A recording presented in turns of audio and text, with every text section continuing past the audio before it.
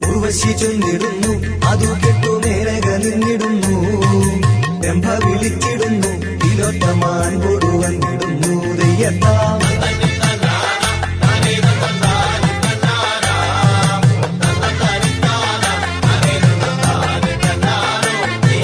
മേനകനി വരുന്നു സഹോദരി രംഭ വേഗം നടന്നു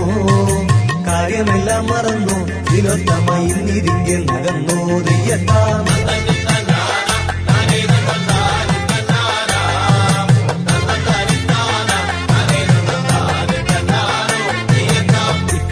കതിച്ച് സഖിമാരെ കെപ്പോടുടൻ വിളിച്ചും ക്ഷിപ്രമങ്ങു നടന്നു വിനോദവാക്യങ്ങളങ്ങ് ചരിച്ചും ദയ്യത്താം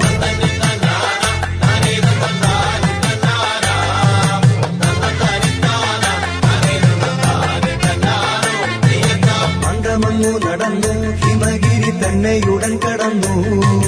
ഒന്നവിടത്തിരുന്നു അവശത തീർന്നു പാരം നടന്നു ദയ്യത്താം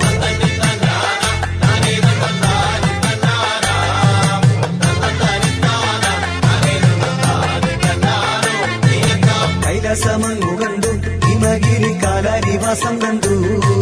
ശൈലമകളെ കണ്ടു ഭൂതാദി സമൂഹവും തത്ര കണ്ടു ദയ്യത്താം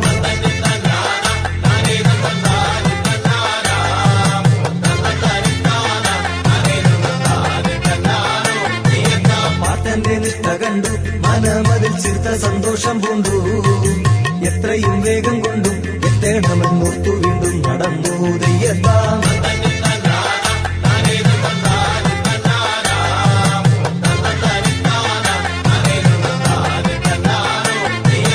ഉർവശീതന്റെ പാട്ടും അതീനുത്തു മേനക തന്നെ കൊട്ടും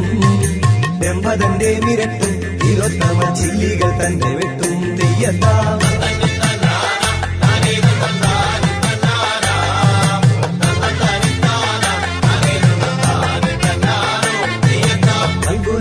അടുക്ക സുരന്ധനമാരോടൊത്തു രമിക്ക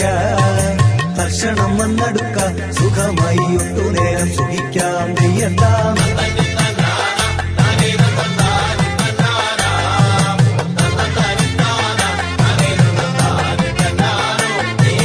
സോമബിംബം കണക്കെ വിളങ്ങുന്നൊരാണ് നിങ്ങൾ പതുക്കെ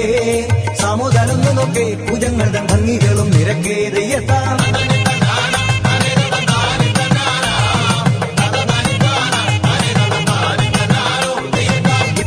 പറഞ്ഞു കളിമൂലം വസ്ത്രവും ഒട്ടഴിഞ്ഞു കഷ്ടം നീ വന്നിടഞ്ഞു മനമതി കൃഷ്ണതയും നിറഞ്ഞു ദയ്യത്താം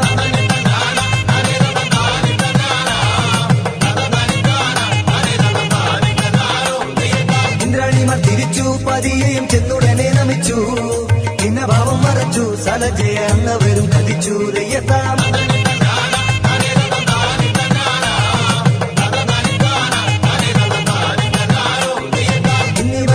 ം വരുത്തണമെന്നുറച്ചങ്ങനിശം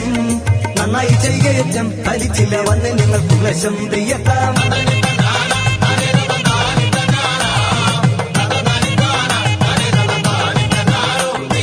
അക്കാലം ശ്രീ പാർവതി ധനജയ നിഷ്ഠ തന്നെ കരുതി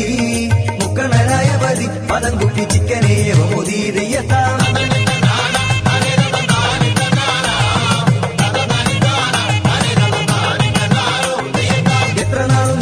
സുരദീപ പുത്രനയ കിരീടി പത്രുപാദത്തെ തേടി അലയുന്നേ രാത്തിയരങ്കം മൂടി ദയ്യത്താം